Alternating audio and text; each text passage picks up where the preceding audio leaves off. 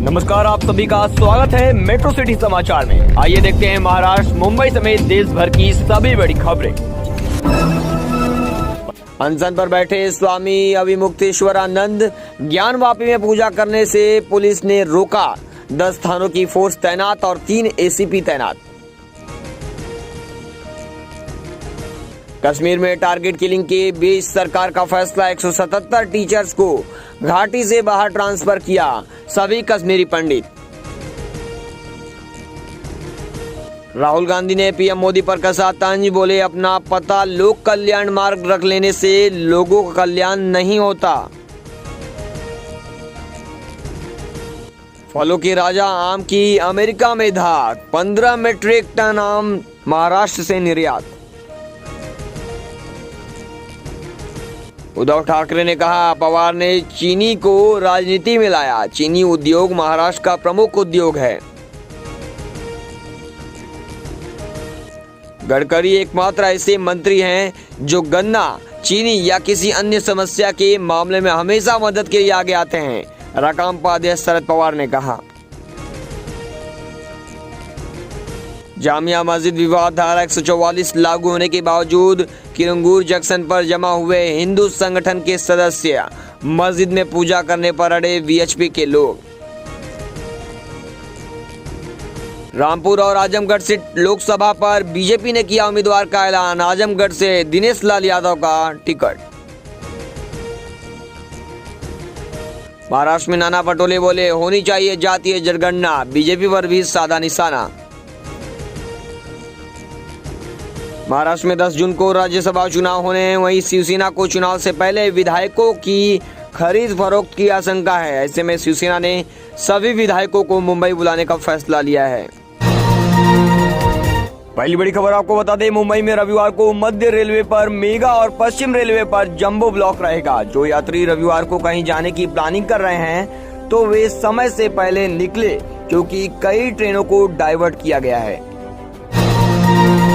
अगली बड़ी खबर आपको बता दें, महाराष्ट्र में 10 जून को राज्यसभा चुनाव होने हैं, वहीं शिवसेना को चुनाव से पहले विधायकों की खरीद फरोख्त की आशंका है। ऐसे में शिवसेना ने सभी विधायकों को मुंबई बुलाने का फैसला लिया है। महाराष्ट्र में एक बार फिर से कोरोना संक्रमण पैर पसारने लगा है। महाराष्ट्र के स्वास्थ्य मंत्री राजेश टोपे ने मास्क लगाने की अपील की है लोगों से।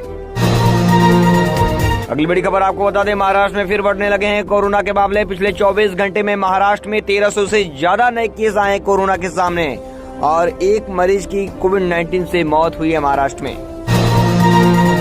अगली बड़ी खबर आपको बता दें, के.एस. ईश्वरप्पा का असदुद्दीन ओवैसी पर हमला। ईश्वरप्पा ने कहा, ओवैसी ही राष्ट्रद्रोही हैं। देश के लोगों की कैसे रक्षा करनी है प्रधानमंत्री को पता है। राज्यसभा चुनाव, संजय राउत ने कहा, छोटे दलों के विधायकों पर दबाव बना रही है बीजेपी, रुपए बर्बाद ना करें, हम ही जीतेंगे। मास्क के उपयोग को लेकर महाराष्ट्र सरकार के ताजा दिशा निर्देश में पर भ्रम की स्थिति के बीच स्वास्थ्य मंत्री राजेश टोपे ने शनिवार को कहा कि यह सिर्फ एक अपील है और राज्य में मास्क पहनना अनिवार्य नहीं किया गया है।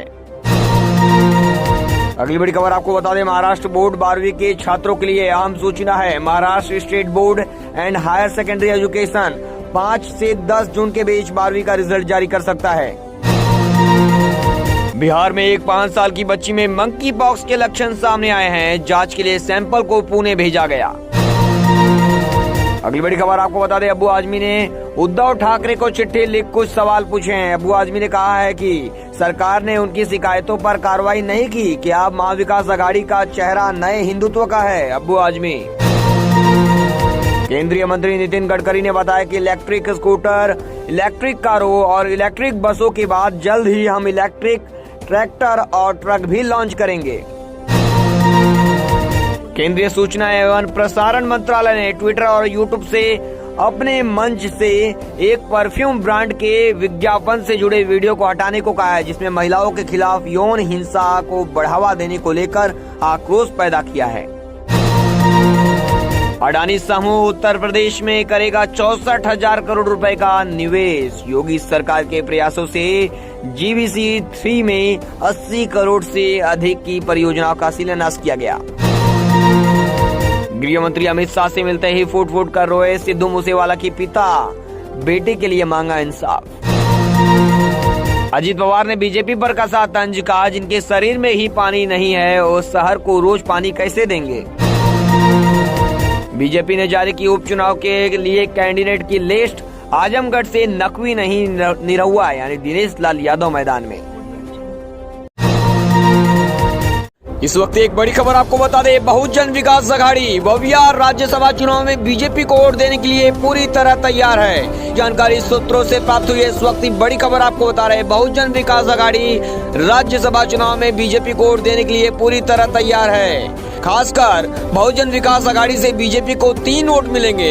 सतीश ठाकुर, हितेंद्र ठाकुर और राजेश पाटिल बीजेपी को वोट देंगे। राज्यसभा चुनाव की घोषणा के बाद अब बीजेपी ने वोटों को मिलाना शुरू कर दिया है। शिवसेना और बीजेपी के बीच पिछले कई दिनों से लड़ाई चल रही है। खासकर चुनाव की घोषणा के बाद से ही दोनों पार्टियों के बीच तनातनी तेज हो गई है। लेकिन इस वक्त की बड़ी खबर मेट्रो सिटी समाचार में आपको बता दे, बहुजन विकास आघाड़ी बवियार राज्यसभा चुनाव में बीजेपी को वोट देने के लिए पूरी तरह तैयार है। ये सूत्रों के हवाले से खबर सामने आई है। इस वक्त की बड़ी खबर आपको बता रहे हैं, वसई, विरार, नाला सोपारा, सतीश ठाकुर, हितेंद्र ठाकुर और राजेश पाटिल बीजेपी को वोट देंगे।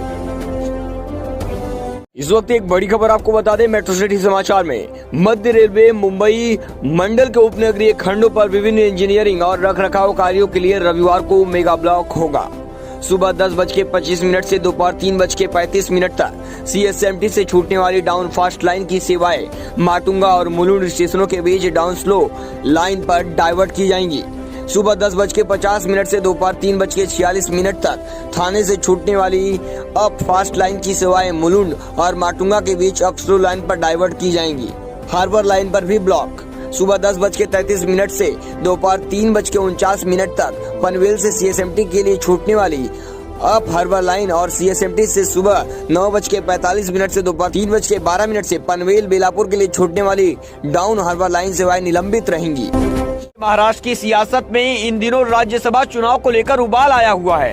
अपने ही सहयोगियों को सहेजने में सत्तारूढ़ गठबंधन महाविकास आघाड़ी को काफी मशक्कत करनी पड़ रही है। एक तरफ जहां बहुजन विकास आघाड़ी के अध्यक्ष हितेंद्र ठाकुर अपने पत्ते नहीं खोल रहे हैं, वहीं दूसरी तरफ समाजवादी पार्टी के विधायक अब्बू आजमी ने एक ट्वीट करके शिवसेना को चिंता में डाल दिया है। अब्बू आजमी ने उद्धव ठाकरे को एक पत्र लिखकर कुछ सवाल पूछे हैं जो शिवसेना को असहज कर सकते हैं।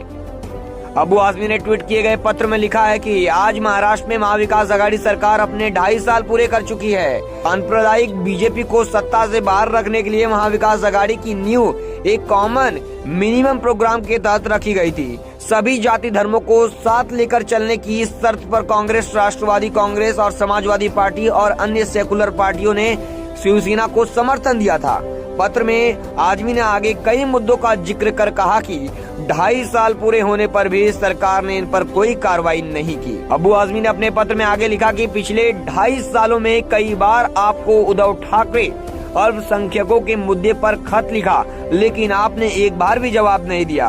उन्होंने सवाल किया कि क्या आघाड़ी सरकार सेकुलर है या फिर आघाड़ी का चेहरा अब नए हिंदुत्व का है, जिसकी बात आप आजकल कर रहे हैं। क्या कहना चाहेंगे, खास करके आपने एक पत्र दिया है, उसके बाद बवाल मचा है और सामने राज्यसभा चुनाव है। देखिए 2.5 सालों में हमने कई एक पत्र दिया है। हमने ये सरकार का गठन हुआ था जिसमें राष्ट्रवादी कांग्रेस और शिवसेना थी। इन कॉमन मिनिमम प्रोग्राम के तहत ये सरकार बनी थी। हमने सपोर्ट किया था। हमारे किसी लेटर का जवाब नहीं आया और हमसे जनता पूछती है कि भाई आप सेकुलर सरकार चलाते हो तो आज तक 5% रिजर्वेशन जो कांग्रेस और एनसीपी ने दिया था वो सत्ता में है, वो क्यों नहीं मिल रहा है। आज जो है माइनॉरिटी कमीशन क्यों नहीं बना, महाराष्ट्र हज कमेटी क्यों नहीं बनाई गई, मौलाना आज़ाद फाइनेंस कॉर्पोरेशन का गठन क्यों नहीं हो रहा है, उर्दू अकेडमी क्यों नहीं बनाई गई। ये सारी चीज़ें जो है पेंडिंग है, जवाब नहीं मिल रहा था। अब मैं देख रहा हूँ अब जो 2.5 साल के बाद ये जो है दोनों पार्टियाँ लगी हुई हैं। एक तरफ शिवसेना है, एक तरफ बीजेपी है कि सबसे बड़ा हिंदुत्व कौन है, बाबरी मस्जिद के गुंबद पर कौन चढ़ा था, किसने जो है वो मराठी बोल रहा था, उनको अब एक दूसरे लोग गर्व कर रहे हैं कि हमने ये किया। तो सिर्फ क्लियर करना चाहते हैं कि क्या जो सरकार बनी थी कॉमन मिनिमम प्रोग्राम में उस सरकार की नीति वही है या बदल गई है। कोई जवाब आए तो फिर हम कुछ तय करें। लेकिन होटल को लेकर के भी वो कह रहे हैं कि भाई होटल में सभी को रखेंगे ताकि कोई टूटे नहीं। वो तो ऐसा होता है ना कि जो लोग बागी होते हैं, जिससे डर होता है, भाग जाएंगे, उनको होटल में रखा था।